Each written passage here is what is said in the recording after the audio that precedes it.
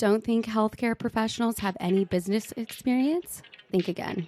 No topic is off limits as we share tales from our brave hosts who will always tell it like it is. We are #NoFilterHealthcare. Here to guide you through your healthcare journey are your hosts, Taylor Dunn and Tamara Dhanda. We want to thank our sponsor, Uptime Health, the leading healthcare equipment and compliance management software company, for bringing this podcast to fruition. Visit uptimehealth.com to learn more. Let's get started.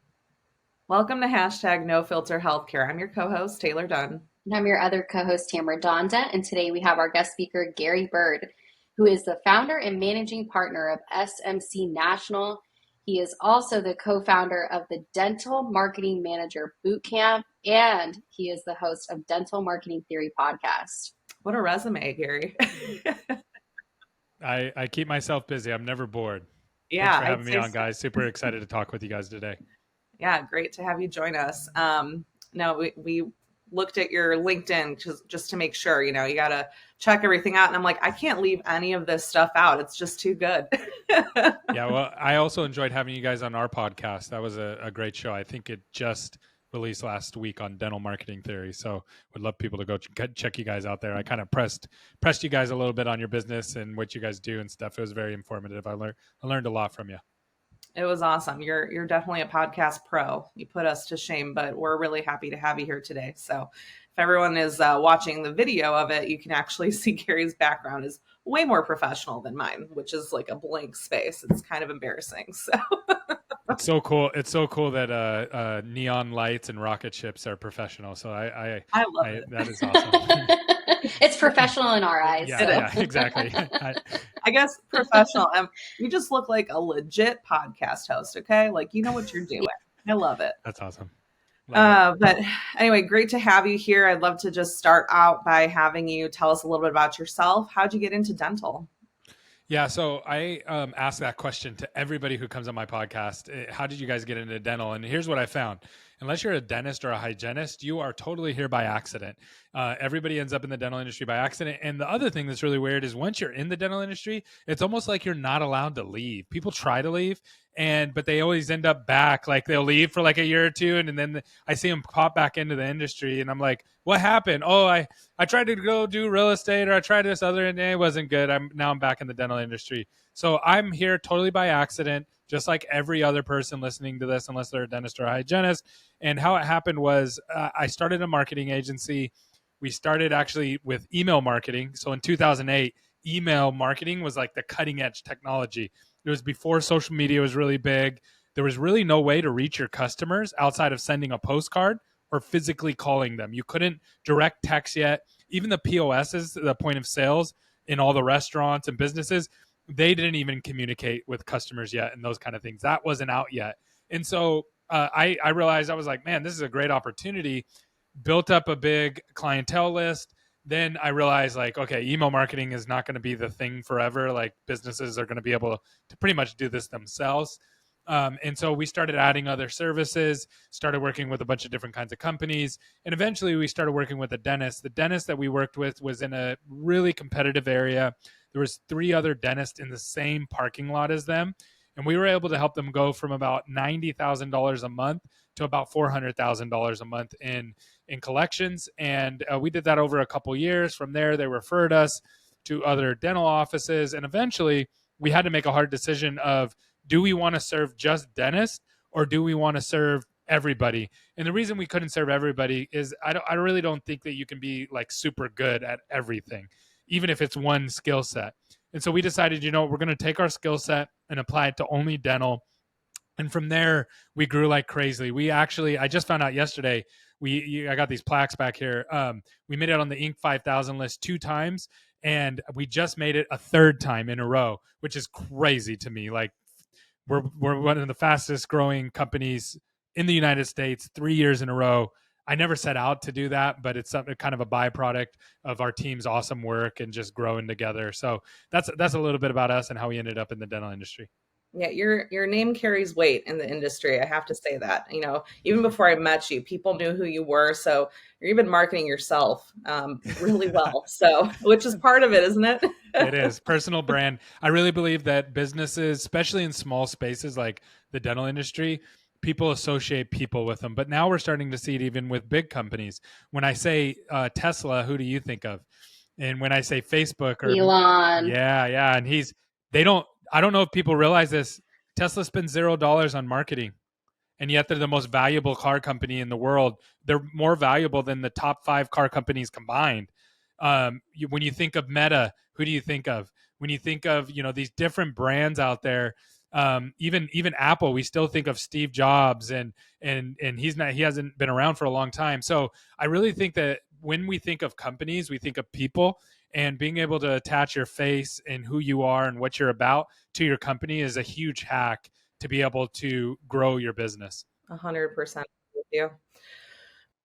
Well, I wanted to pinpoint something that you guys do really well, which is you guys put together a lot of events, and they have a lot of educational content for people in the industry. And I just would love to know, what differentiates your events from all the other conferences in the space? Wonderful question. So anytime that I do something, I always try to think about what other people aren't doing. The last thing I want to do is go do the same thing everybody else is doing. So we don't really call ourselves a marketing company. I kind of think that marketing, the traditional kind of marketing agency, is dying or dead, especially in the dental space. We call ourselves growth partners. And the reason we do that is we don't want to be like everybody else. We truly help people not just get leads, because anybody can make a patient interested in you. What the trick is getting the right kind of patients into the chair and buying treatment. And it really takes a team effort to do that. It's not something that you just roll out and press a button and it happens. And so that's where we've niched ourselves. So when we decided to host an event around dental marketing, what we really thought through is how can we be different than all the other events out there, because there's tons of them. So what are the different kinds of events? Well, there's inspirational events. There's tons of those, right? And those are awesome, and I love going to those. But a lot of times you walk away from them going, okay, that's awesome. All these people are doing these awesome things. What do I do now? And sometimes you get stuck as a business owner, and that happens a lot. So I was like, okay, I don't want to be inspirational. And then there's entertainment. So there's a lot of people out there that host these events that are giant parties, basically, right? And I'm like, and people, there's a certain crowd that attracts. And for me, that's not what I do. I'm not going to entertain you, and I'm definitely not going to party with you. And so what was left is educational. Now, the educational side can be tricky though, because it can be super boring. And so what I started to think through is like, how do dentists get trained, and how do they really like being trained? So if you go and look at like the CE classes that a lot of dentists take, what you'll notice is that it's usually for a skill set, and they usually teach them from A to Z about that skill set, and they get their reps in so that way they can go back to the practice and actually execute on that skill set. So I was like, that's really interesting. And dentists love it, right? They love these courses. So I was like, how can I do that with marketing? And so what we did is we hosted our first event. It was the Dental Marketing Manager Bootcamp. And what we did is we just took the patient journey from beginning to end, from the click all the way over to saying yes to treatment or coming back to the office again. And we said, how do we segment this and teach people how to do this themselves? Let's teach them how to do the marketing. Let's teach them how to get the patient in through the door. Let's teach them how to get the patient to say yes to treatment. Let's teach them how to get the patient to come back. Even though a lot of that isn't our job as a growth partner, as a traditional marketing company, I know that that's how I'm going to be successful. If I can help these offices understand these things, then we're going to win as a company. And so we really take a lot of time in crafting the content around that in order through the patient journey, so everybody understands where we're at, everybody understands what the next step is, and you can easily lay it over your office, and it'll apply to everything that you're doing. And you can bring your whole team and get them on board, because that's another big thing that I notice about dental conferences is everybody wants the owner doctor, right? Because they make the decision, they write the check, and they come back from the conference so excited, but the rest of their team is not excited because they weren't there.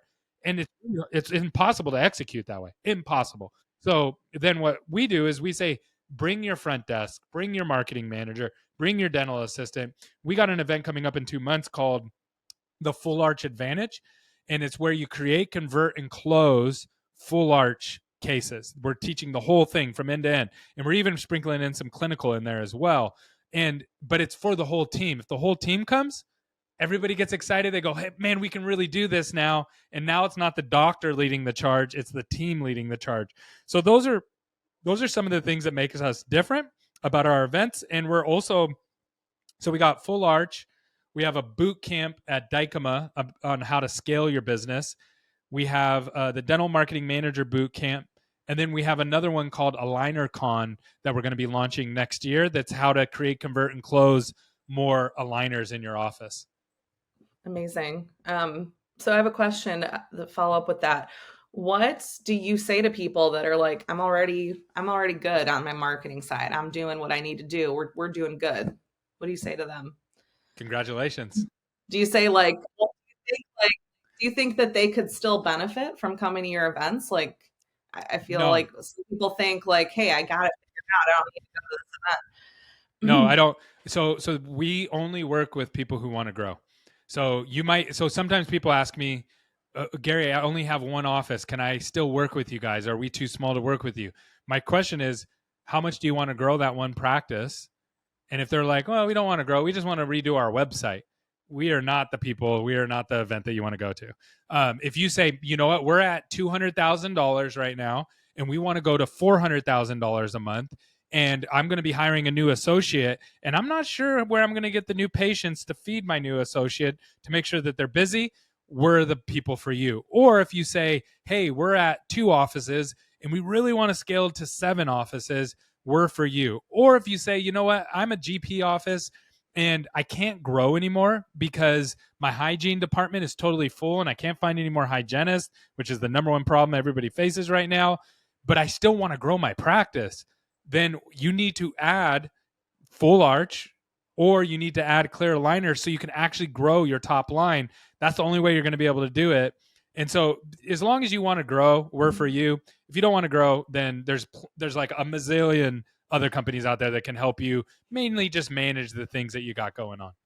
See, and that to me, the way you answered that, I already know that you're a company that truly values what you do and you're doing it for the right reasons. Well, truthfully, think about it. If I asked you that and you're like, this is for everybody, even if you're my thought is, well, is that true? Like, and so I appreciate that you were like, no, it's not for everybody. You have to be willing to grow in order to be successful at these boot camps and these conferences. So yep. I really loved all that information, but it's that time, Gary. It's that time to ask our favorite question. We always say it. Here it is. See, we thought this was fun. So, okay. Have you ever been stumped when working with the dental office when it comes to cleaning up their current marketing strategy? Like, tell us a story about like what made you kind of think outside of the box. Yes. So all the time, we bump into trouble with these kind of things, like all the time. And I'll be honest with you, like we're just like anybody else. Like if you ask a dentist, are 100% of your customers happy with you or patients happy with you? Of course the answer is no.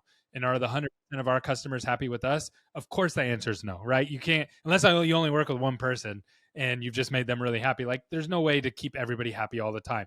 Although that's the goal, it just doesn't happen. And so what ends up happening a lot of times where we get stumped is there's a couple different things in the dental industry that's very confusing around marketing. And a lot of it has to do with tracking marketing. So one of the things that's really confusing is an office will come and work with us and they'll say, okay, I'm getting 100 new patients a month and I want you to help me get to 150. So we say, okay, great. So we come in and we start working with them and we start helping them get to that goal. And they start growing. They get to 110, 120. But then all of a sudden they drop back down to 80. And they go, like, house is on fire, right? What's going on? And we start looking at the numbers and we go, oh, your patient referrals dropped by 40%. And this happens all the time. And they're like, what do you mean my patient referrals dropped? Because nobody tracks this, right? So it's like, look, and we do. So we go in and we go, look, we were providing, before you started working with us, you were getting about 50 new patients a month from referrals, and you were getting about 50 from marketing. And then we came in, we got you to 120. So then you were getting 70 from marketing and 50 from patient referrals, but your patient referrals just dropped by 30. And this is a real scenario. This actually happened. You just dropped from 50 down to 20. You lost 30 patient referrals in 1 month. Why do you think that happened? Oh, we just lost 2 hygienists. Oh, okay, yeah, that will happen. So what happens is you lose a hygienist, the patient comes back, or they come to the clinic, they got a new hygienist, and then they stop referring to you.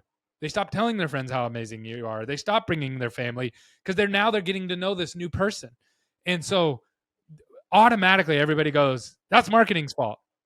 That's not a marketing KPI. That is an operational KPI that looks and feels like a marketing KPI. Patient referrals, and so those kind of nuances people do not like. We try to explain, we try to educate, but in the heat of the battle, some people will get very, very angry about that. And there's not, to be honest with you, there's not a lot you can do besides either spend more on marketing, which no one wants to hear that when their new patients are down, or you can try to get your patient referrals back up, but that takes 3 to 6 months to get back there. Like if you open a de novo today and said, give me 50 patient referrals, not possible. Month 2, still not possible. Month 3, still. It's not till about 6 to 12 months that you're going to be able to get numbers like that, because it takes time to build those relationships, and then it takes time for the patient to come back, and it takes time for them to tell their friends and family, and all that takes time. And nobody likes that because people want instant solves from marketing. But that, again, patient referrals is not a marketing. It's definitely not an external marketing KPI. At best, it's an internal marketing KPI. And I can't control. I wish I could control your hygienist not quitting and stuff like that, but unfortunately we can't. Speaking of KPIs, one of the biggest things that is becoming, very difficult to track is influencers. So, a lot of companies are looking at, and I personally have an opinion about this, we may overlap. I don't understand the need to use an influencer when you should make your CEO or your management team the influencer of your brand, right? So tell us a little bit about that. Have you dealt with any dental offices that are like, I need an influencer? Yeah. So, well, let's go to the biggest, right? So if you go all the way to the top, which is like Invisalign or Smile Direct Club, right? They use influencers and they pay a lot of money, millions of dollars, to some of the biggest names on TikTok and Instagram and these other social platforms. And it works really well for them. Okay. But why does it work really well for them? Well, it's because they're a national brand. They are national, like Tesla or Apple or even my company. I'm national. So I can post a TikTok or a video and I can talk about dental, or I can do a podcast, and literally anybody in the United States or even the whole world is my potential client. Here's the problem, though. If you're a local dental office with one location in, Austin, Texas, that the influence, if you get 1 million views on a video, only a small percentage of those are going to be local to be able to buy from you. Now, can people build businesses around that? Yeah, they can. The biggest influencer in dental is the Bentist, right? You guys know who the Bentist is? You guys seen his videos? He does a bunch of videos. Okay. Love him or hate him, it doesn't matter. He's the biggest influencer in dental. So, well, with that kind of influence, he should own hundreds of offices, right? He doesn't. I think he owns one. Why? Because it's not a scalable thing. You can't go build something and get a bunch of influence on a local brand. He's starting a marketing company. Why? Because he can get dental offices from all over the country that watch his videos to buy his product. He sells toothbrushes. Why? Because anybody can buy a toothbrush. So dental is always local, and it's always going to be local unless you sell like a clear aligner or something like that. And so I don't see influencers playing a huge role in this. Where I do see influencers, like to your point, is when a dentist becomes an influencer, then they get a bunch of new patients from that. But it's for one location and it's for one brand. It's not a multi-location brand. If you're like, oh man, I want to grow to 30 offices, 40 offices, influencing is not going to be the way that you need to do it. You need a predictable new patient flow strategy, and it's not going to be through just influencer marketing. So that's my 2 cents on it. Yeah, I agree.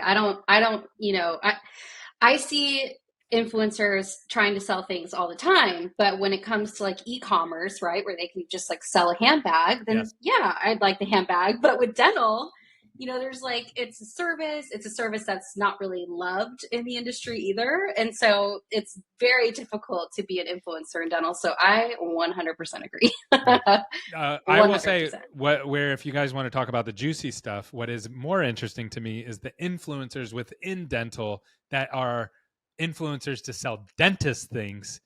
And a lot of times the things that they're endorsing, they're paid for to endorse.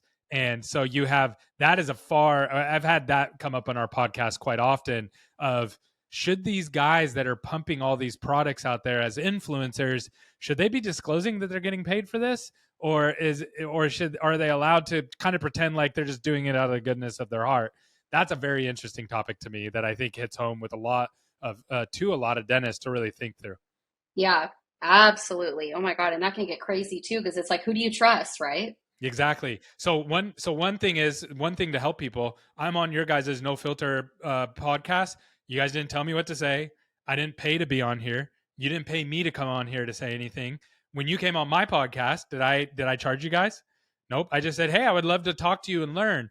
That right there is where you have, like, for me, I want to be able to say whatever I want to say, whenever I want to say it, about whoever I want to say it about, without fear of, oh no, I'm going to lose a contract or I'm going to lose a deal.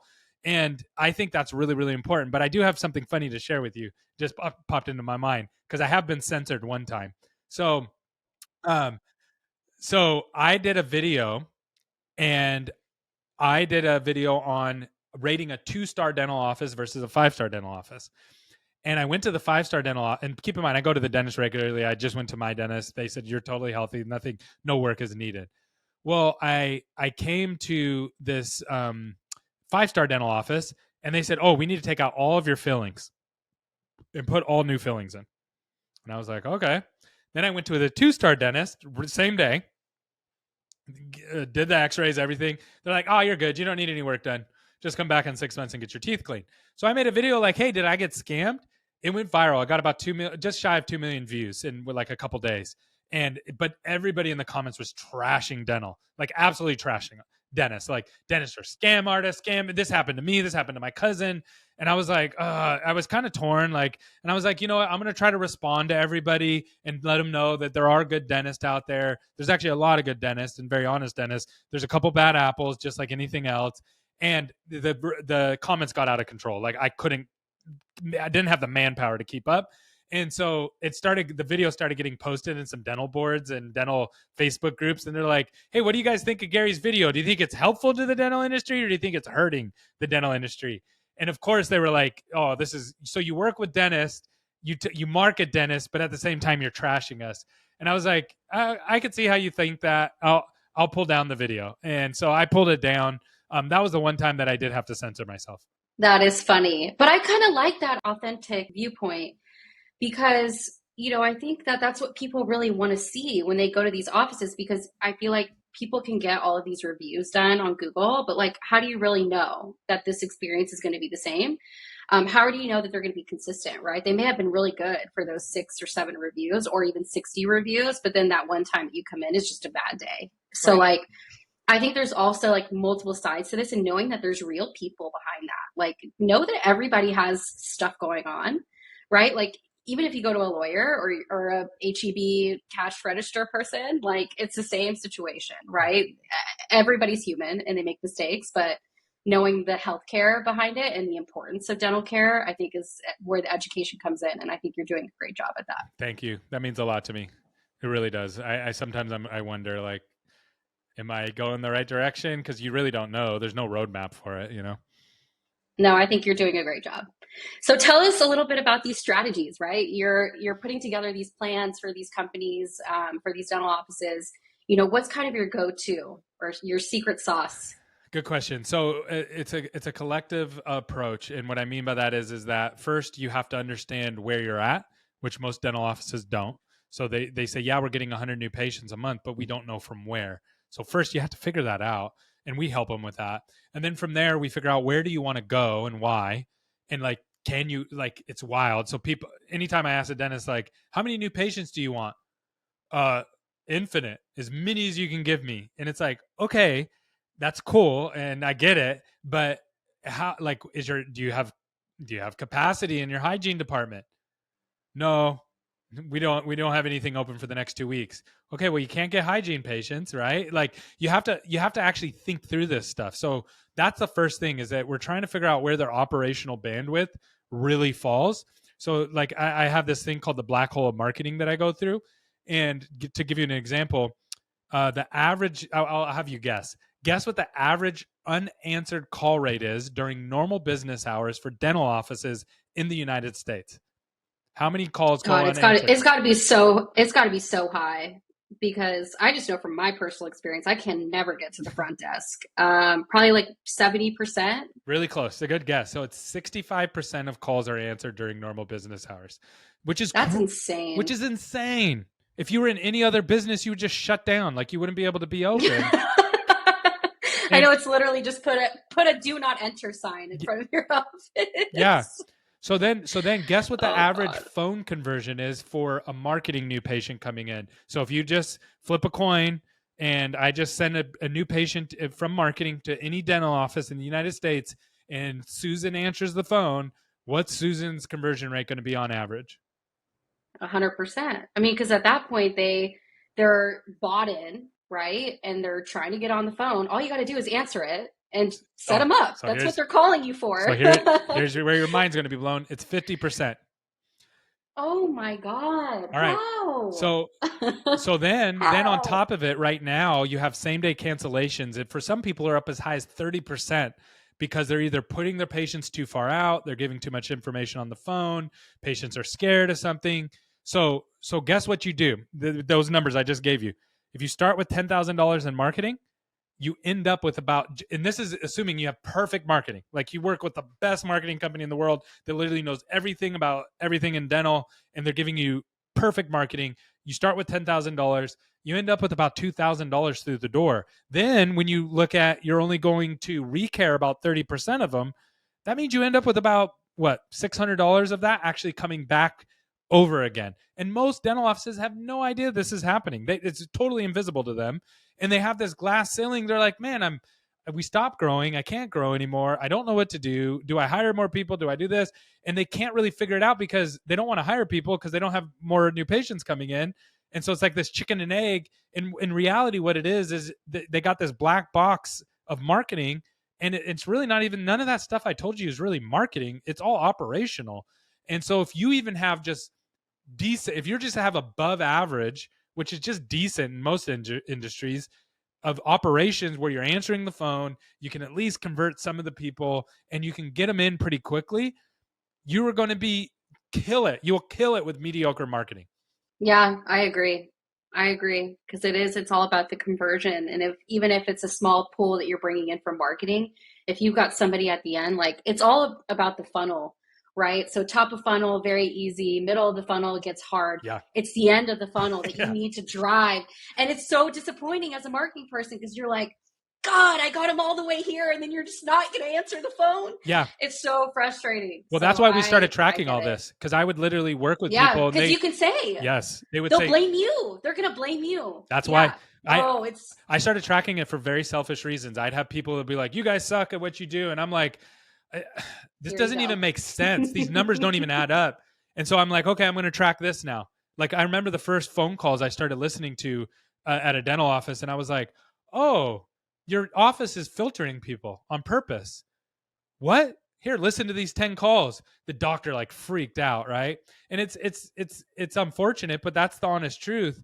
And to be honest with you, with anything in marketing, marketing's hard in any business, but in dental, because it's so invisible. And here's the other thing: dentists hate sales, so you'll never meet a salesperson inside of a dental organization, right? And it's because dentists are like, no, you're not a salesperson. We don't do sales. And which is fine, but marketing only works if you have sales. So who are the salespeople? I'll give them to you. It's your front desk, who's your lowest paid person in your office. But let's flip this around to other industries. The highest paid people at almost every company outside of like the executives are the sales. Why? Because you know that they are the ones that need to close the deal. But in dental, the lowest paid salespeople are the front desk. And if they're actually good at their job, like they answer the phone and they can convert, what's the first thing the dental office does? oh, you should start doing billing. Oh, you should come back here and be a treatment coordinator, or you should come up here. And so you hire the youngest and low paid people at the front desk. And if they're actually good at what they do, you take them out of that position and move them somewhere else. Well, yeah, no duh that you can't get new patients in. That's not a winning strategy. Yeah. So I say, if you're going to take anything away from this podcast, is hire a sales rep, right, to be your front desk, because they're technical, you pay them good, and they're going to get them through the door. So, hey, that's a win-win. I think it's also good to notice here that you're talking about when you go into a dental office, you're fixing the underlying issues instead of just overlapping on top of things and just being like, let's ignore that problem and just give you all these strategies and things to try out, which I think is also a huge mistake that a lot of companies, they come in, they provide all these solutions, but they don't look at what's wrong. Yeah, no, it's I get that all the time. They're like, well, can you just run Facebook ads? And it's like, well, yeah, we can, but is that do you want results or someone just to run Facebook ads? Well, I thought that's what we're supposed to do. Or I just want SEO. That will solve all my problems. No, that's not how it works. Like it's much more complicated than that for you to get results. And that's the hard part, to get that across in a way that people don't think that we're just trying to scam them, right? Because at the same time, I get it. I am the marketing guy, so I would say these things. But there's a reason that most marketing companies don't even touch this stuff, because it's just easier to stay away from it and just work with the people that are going to come and tell you what to do, build my website, do my SEO, and then just do it. And then and again, I did that for a while and I hated it because I couldn't have my opinions. So like, they would come to me and be like, do this, do that. But then I'm like, ooh, it doesn't, you're not tracking that attribution. You're not tracking that button. It doesn't make sense there. Like, so now I'm just like, I'm a no filter person when it comes to marketing. So this podcast is perfect. But like, boy, come to me and you ask me for Facebook ads, I'm going to be like, why? Was it good for you in the past? Yeah. Like, where's the data that shows that it's good? Yep. Yeah. Yeah. So it's interesting. So we have a dashboard that tracks like lifetime value, ROI, conversions. But what it doesn't track is all those little nuances. The doctors are like, what's your cost per click, or what's your cost per million, and da-da-da-da-da. And I'm like, you guys don't need to know that. You're getting patients at this cost through the door and they're buying this much treatment. That's what you need to know. Is that make you happy? If yes, then great. Because it's like me. If I go to the dentist and I'm like, ow, my tooth hurts, and they started explaining to me biology about why my tooth hurts, I'm going to be like, bro, I don't care. Just get me out of pain and get me back to normal. And a lot of times dentists want to be marketing experts. And to be frank with you, a dentist doing their own marketing and being a marketing expert is like me being a dentist and doing my own dental checkups and doing hygiene or trying to straighten my own teeth. Oh, it's so true. Oh, I love it. This podcast is great. This is the best episode. The term boot camp comes in, right? Got to put in the work. But well, that's why we do the boot camps, is that we need a way to show people how complicated it is. And then that gets people either bought in or pushed out. And when they get bought in, they're like, cool, we're going to partner with you to get to where we want to go. Not, all right, fine, we just want somebody to run Facebook ads. And they realize it's not that simple. Yeah, absolutely. Well, Gary, thank you for being on today's episode. It was actually so much fun. I had a great time. I expected nothing less, though. Honestly, I already got to do one podcast with you, which everyone should go check out. Janesh and I were on Gary's podcast, Dental Marketing Theory, and it was great. So that's live. Please take a look at that. And to learn more about SMC National or Gary's Marketing Boot Camp or the podcast, you can visit smcnational.com. Don't forget to subscribe to our podcast or comment below if you have any questions for us. Thanks again, Gary. Thanks.